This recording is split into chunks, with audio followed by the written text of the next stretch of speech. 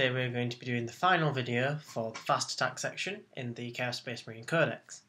We are going to be doing a second video on the Heldrakes because they are awesome and very quickly becoming my favourite unit in 6th edition. Two things I'd like to say. I've had a few games with the new 6th edition Codex, and overall champions should stay out of combats all the time. Champions do not want to fight combats ever, because all mine died if they did. Second thing, lords with demon weapons are very nice. Anyway, to the Heldrakes. The Vector Strike is the first thing I want to talk about with Heldrakes. Can be done every time you move if you're zooming. I'm not sure if you can do it when you hover, because you can only move so far when you hover. But apart from that, when you are zooming, always try flying over something, because you can hurt it. You can hurt many things at strength 7, all the way up to armor 13 tanks. A good target is monstrous creatures, or even flying monstrous creatures.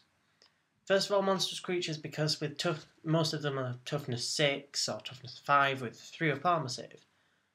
So if you hit them with your Vector Strike at strength 7, you're wounding them on 3s and disallowing their armor save. So you've got a nice chance of knocking 1 or 2 wounds off them. And if they're a 4 wound creature, once you've knocked 2 wounds off them, another unit shooting that creature will take that out no problem. I took out a a Hive Tyrant doing this. I zoomed straight across the field, hit the Tyrant, took 2 wounds off him with a Vector Strike with one Heldrake, and then my autocannon heavy support choice for Heldrakes shot it and it died. It gave me Slay the Warlord and denied him the one where you get into your opponent's deployment zone. Linebreaker, that's one.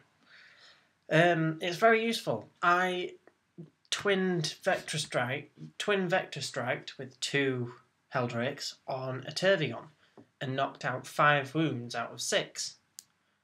This was awesome, I found. And then I had enough guns to shoot it, take the final wound off and finish it off. Usually you can't do that. You have to pick away slowly at it with firing your heavy weapons only at the Tervigon, not at the things you want to kill. With Heldrakes, it frees you up to kill other things when your Heldrakes just fly into something and smash it. Also, things like multi-wound units like the Knobs for Orcs, Tyrannid Warriors that are like toughness 4 with a 4 up armor save or higher. That's really good against them as well, because it can kill a full model. Although it's like, oh, it's only one model. That's like an easy 20 to 40 point model that you've just taken off just by movement. Also, I want to say with the Vector Strike, which I found awesome, if you Vector Strike a tank, if you read the rules on Vector Strike, you declare the strike at the end of your movement phase.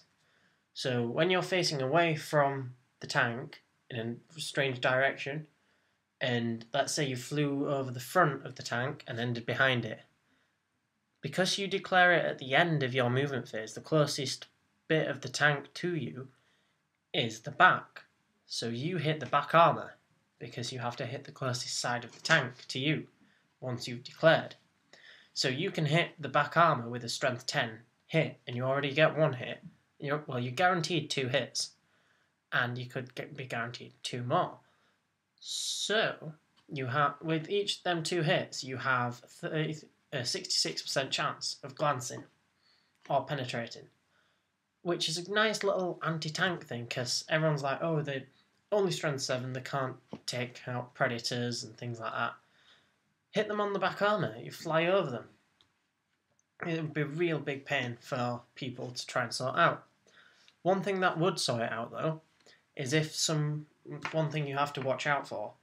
If someone places them tank or monstrous creature right on the edge of the board, say if this is our board edge, and all their tanks are lined all the way down here on their board edge facing outwards, and your Heldrake flies over and tries vector striking them when they're at the back of the board, because he's gone off the board, you cannot vector strike, because you've left airspace and you're no longer there to declare anything. You can't declare things when you're off the board.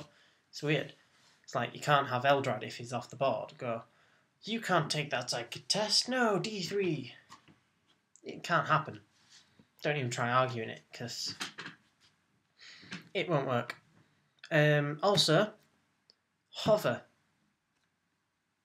Lots of people say don't hover. Don't hover. You're more likely to die. This, that, and the other. Heldrakes have a 5-up invulnerable no matter where they are and what they're doing. So they technically do not lose anything from a hover.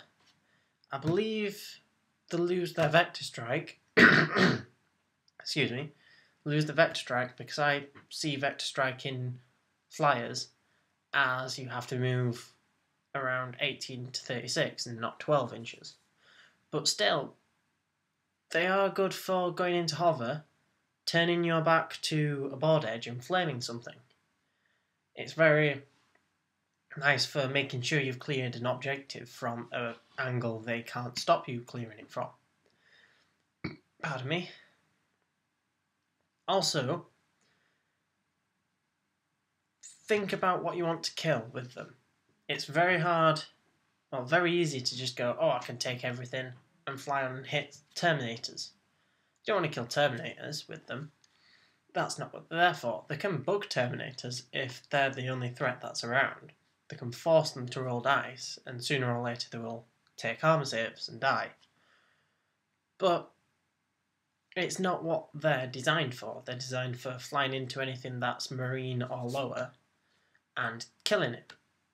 Another thing that I did say about it was taking on fly monstrous creatures. If you vector strike a monstrous creature, you've already got a hit on them, regardless of rolling dice. So they already have to take a plummeting test to see if they crash to the ground. So you have your 2 hits that you are guaranteed to get, and as many hits as your D3 rolls, plus the chance of getting 1 extra hit for them falling out of the sky.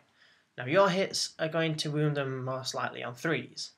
So we could easily say if you got 3 hits, 2 wounds down. That hit from if they fall out the sky is strength 9 and ignore armor saves or something like that. So that could be another one. So you could easily just kill a monstrous creature that's flying around.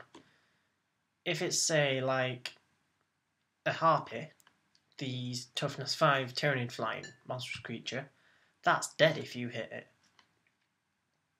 Flyers as well.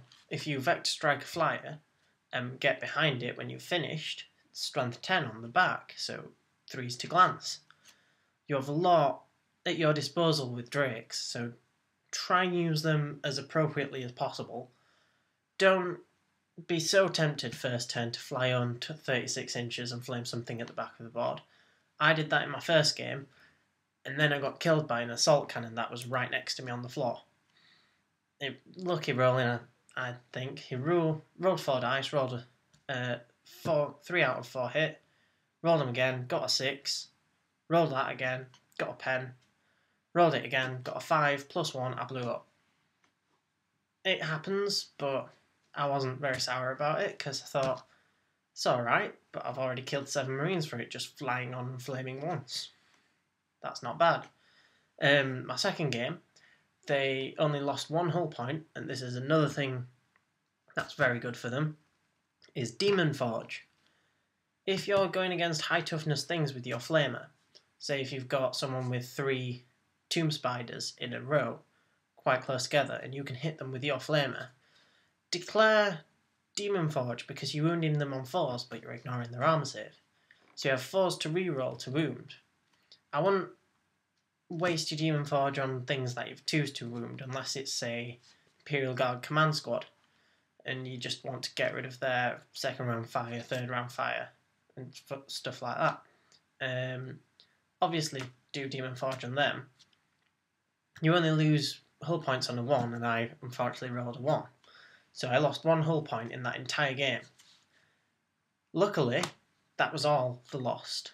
They killed a Tervigon between them, they killed so many Gaunts, they killed Gene Stealers, it helped killing a Tyrant. One of them captured an objective because it was fast attack. That's another point. If you have the fast attack mission, they can capture. They also make brilliant line breaker units because they can just fly into your enemy's object half of the board and just stay there forever until they either got rid of or they've killed enough things to just wipe them out of their own deployment. They are very, very useful units, and I'd say they're one of the top ones in fast attack, but only take 2 max, because you want ones for your spawn or for your bikes, and you don't want to waste everything on one tactic that could easily be countered by something else. Say like triple vendettas with las cannons, they hurt against them. Defense lines, they could annoy you quite a bit, and things like that. So please heed my words, enjoy playing with your drakes, and have good old 40k fun. Thank you.